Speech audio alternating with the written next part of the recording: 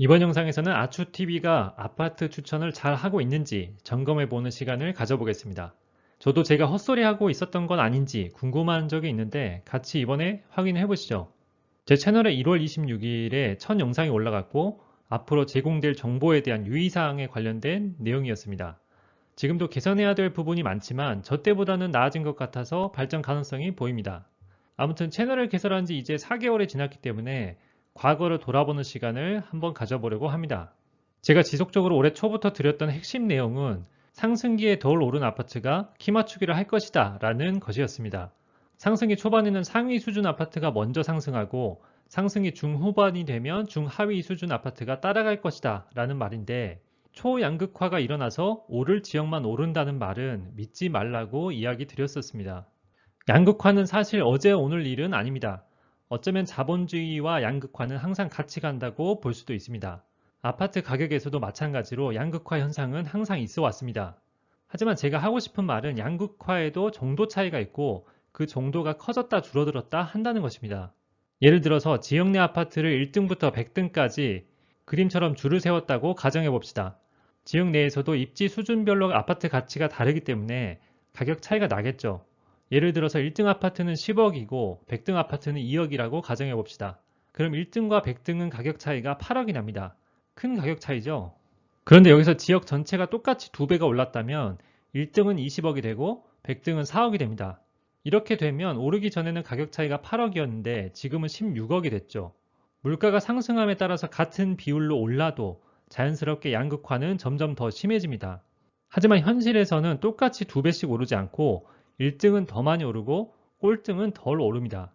그림과 같이 1등은 150% 오르고 100등은 50% 오르면 이제 가격 차이가 22억이 납니다. 이 상황에서 제가 하고 싶은 말은 본연의 가치에 비해서 양극화 정도가 너무 심하게 벌어져 있다는 겁니다. 상승기 후반이 되면 이렇게 50등과 100등 아파트도 어느 정도 1등을 쫓아갑니다. 이렇게 쫓아갔으면 하고 제가 개인적으로 바래서 이렇게 주장하는 것이 아니고, 제가 지금까지 보여드렸던 과거 가격 데이터를 기반으로 그렇게 주장을 하는 겁니다. 그래서 제 주장이 맞았는지 틀렸는지 4, 5개월 동안 어떻게 아파트 가격이 흘러왔는지 이제 볼 텐데, 이번 영상에서는 경기 남부 지역을 보도록 하겠습니다. 그림에서 표시한 것처럼 시흥, 과천, 성남, 광주부터 그 아래에 있는 경기도 지역의 6개월 전과 현재 가격을 비교해 봤습니다. 지금 보시는 표는 경기 남부 지역 시군구 단위로 과거 6개월에 비해 현재 가격이 얼마나 올랐는지를 나타내고 있습니다. 전국 과거 상승률 표는 일반 공개로 이번 주 안에 배포할 계획이고, 매달 일반 공개로 배포할 계획이니 나중에 관심 지역을 확인해 보시기 바랍니다. 표를 보시면 일단 위아래 순서는 지역 상위 1% 수준 아파트의 평당 가격을 기준으로 정렬되어 있는데, 경기도 과천시가 6,815만원으로 1등이고 그 다음이 성남시 분당구인 것을 알 수 있습니다.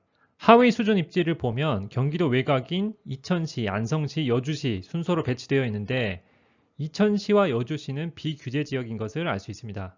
그리고 이제 가로축을 볼 텐데, 보면 지역 내에서도 수준별로 구분을 해놨습니다. 상위 1%, 상위 10%, 중위, 하위 10%, 하위 1% 순으로 분위별로 평당 가격과 상승률을 표시했고, 과천시를 보면 상위 1%는 평당 6,815만원이나 하지만 하위 1%는 3,050만원 정도 해서 용인시 기흥구 상위 1%와 비슷합니다. 제 채널에서는 지역 평균이나 중위 가격이 아니라 분위별로 나눠서 접근한다는 게 핵심이고, 지금까지는 이렇게 보지 않으셨을 확률이 높습니다. 예를 들어서 안산시 단원구를 보면 중위 가격은 6개월 전에 비해 39% 올랐는데 상위 1%는 15%로 덜 올랐죠.